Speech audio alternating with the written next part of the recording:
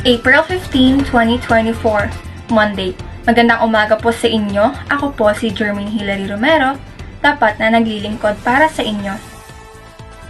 Isang flight attendant na aktres na si Christine Reyes, pumanaw kumakailan. Natagpuan siya sa kanyang tahanan nang walang kamalay-malay noong April 2, 2024 ng umaga. Hinahanapan pa ng awtoridad ang dahilan ng kanyang pagpanaw. Sa investigasyon, lumabas na natural ang sanhi ng pagpanaw ni Christine. Wala umanong ebidensya ng krimen na laban sa kanyang pagkamatay. Ayon sa pamilya ni Christine, may mental health issues siya. Lubos ng pagdadalamhati ng pamilya at humihingi ng suporta mula sa iba. Sa pag-unlad ng investigasyon, tili't mas lumalim ang koneksyon ng mental health struggles si Christine sa kanyang pagpanaw. Inaalam pa ng awtoridad ang mga detalye sa kanyang laban sa depresyon at anxiety. Lumabas na ang resulta kani-kanina lamang. Nabatid na stress sa trabaho si Christine sa airline industry. Ito ang nagdulot sa kanya ng pagod at pagpanaw niya. Inaalam pa kung paano maaaring mapabuti ang kalagayan ng mga nagtatrabaho sa ganitong larangan. Sa kabila ng trahedya, tinatawag ng pamilya at kaibigan ni Christine ang pangangailangan ng masusing pagsusuri at suporta sa mental health. Hinihikayat din ng industriya ng airlines na magkaroon ng mas mahusay na suporta para sa mga profesional na katulad ni Christine.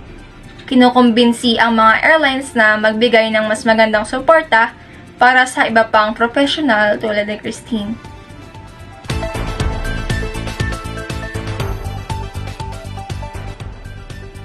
Sa isang nakagambalang pangyayari na nangyari kay Ana Velasquez, isang flight attendant na binaril matapos ang hindi pagkakaunawaan sa kanyang katrabaho.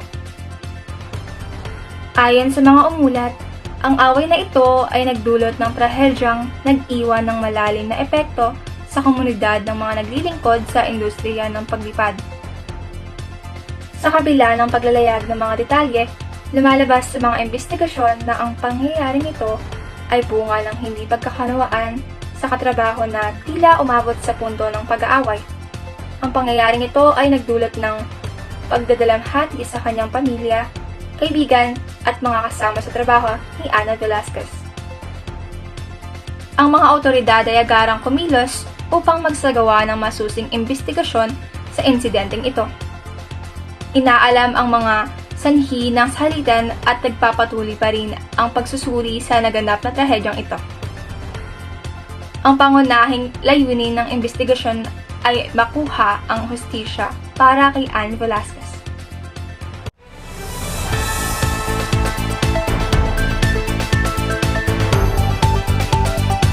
Isang flight attendant naging tagapagligtas ng mag-ina. Noong Oktubre 29, 2025, ay may isang ginang na nagsilang ng kanyang anak sa eroplano.